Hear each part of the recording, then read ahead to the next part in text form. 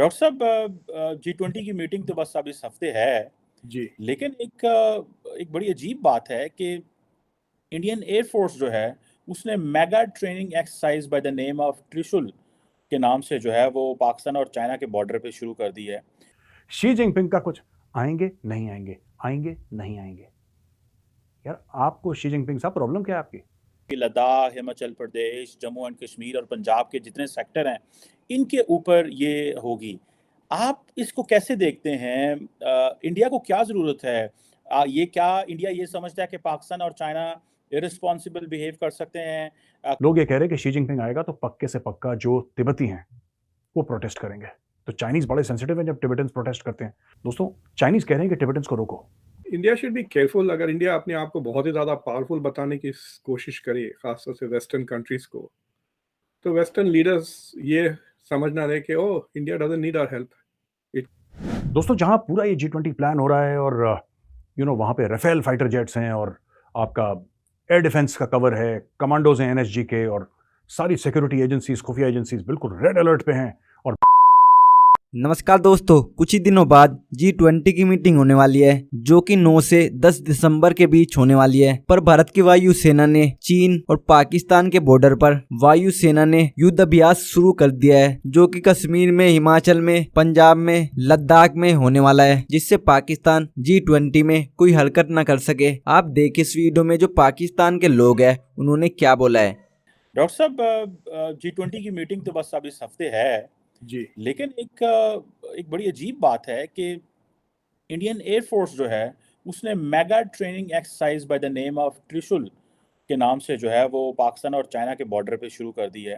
कहा जा रहा है कि ये जो ड्रिल्स हैं ये 4 से 14 अप्रैल के दरमियान होंगी। सितंबर। सॉरी, सितंबर में होंगी।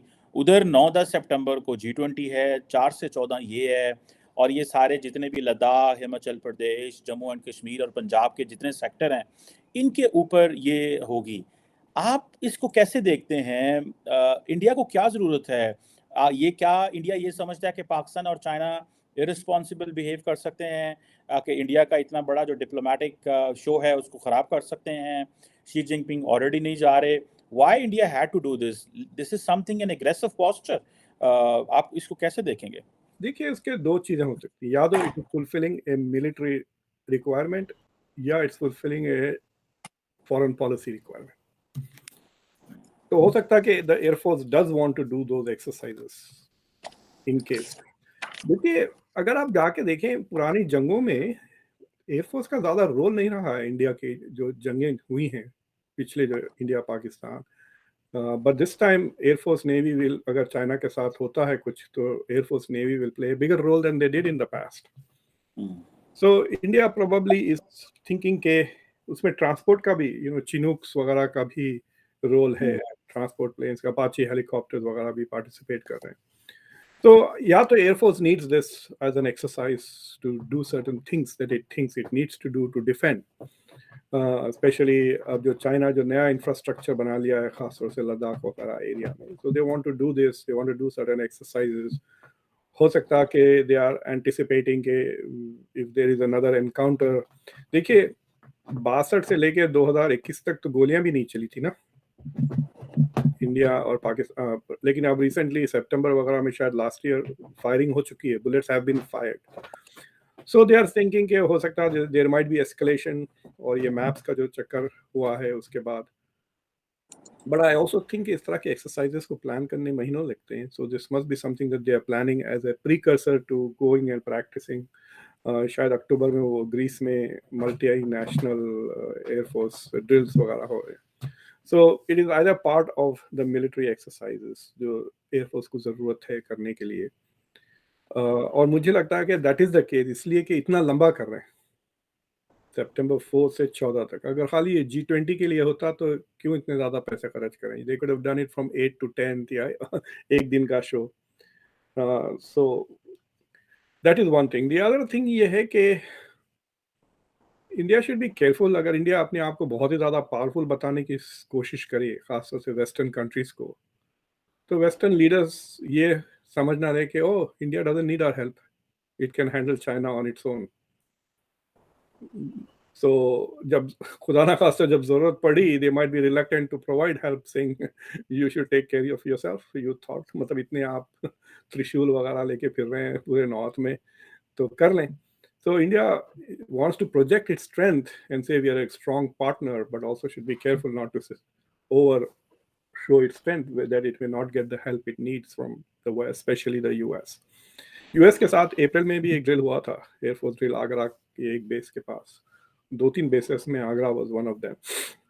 शी जिनपिंग का कुछ आएंगे नहीं आएंगे, आएंगे नहीं आएंगे. यार आपको शी जिनपिंग साहब प्रॉब्लम क्या है आपकी? मुझे आपकी ये बात समझ में नहीं आ रही, आपकी प्रॉब्लम क्या है? ये जो आपका असमंजस है, इसका कारण क्या है?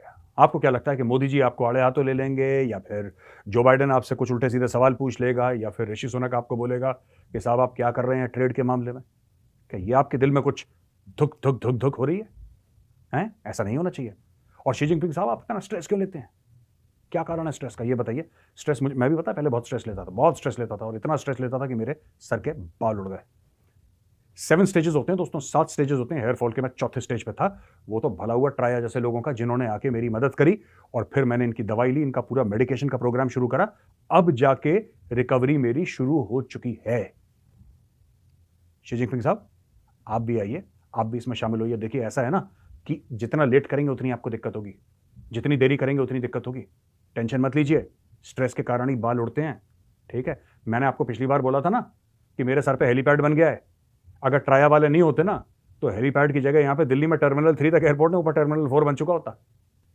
दोस्तों जहां पूरा ये G20 प्लान हो रहा है, और वहां पे राफेल फाइटर जेट्स हैं, और आपका एयर डिफेंस का कवर है, कमांडोज हैं NSG के, और सारी सिक्योरिटी एजेंसीज, खुफिया एजेंसीज बिल्कुल रेड अलर्ट पे हैं. और बार बार जहां पे हेड्स ऑफ स्टेट हैं, उन होटल्स को देखा जा रहा है, कोई सिक्योरिटी का ब्रीच तो नहीं हो सकता. हर सिनेरियो बैकग्राउंड में प्ले करा जा रहा है. सिक्योरिटी वाले कैसे होते हैं, वो बाल की खाल निकालने वाले एकदम बिल्कुल ना. और मैंने इमेजेस भी देखी, टेलीविजन स्टूडियोज वो बीम कर रहे थे लाइव, वो हेलीकॉप्टर उतर रहा था होटल मेरिडियन की छत पे, और पता नहीं क्या क्या बिल्कुल वहां पे हो रहा है दोस्तों. इसके अलावा ना लोग ये कह रहे हैं कि शी जिनपिंग आएगा तो पक्के से पक्का जो तिब्बती हैं वो प्रोटेस्ट करेंगे. तो चाइनीज बड़े सेंसिटिव हैं जब टिबेटन्स प्रोटेस्ट करते हैं. दोस्तों चाइनीज कह रहे हैं कि टिबेटन्स को रोको. क्यों रोके उनको? तिब्बतियों को पूरा हक है. I support Tibetans, I support the cause of Tibet.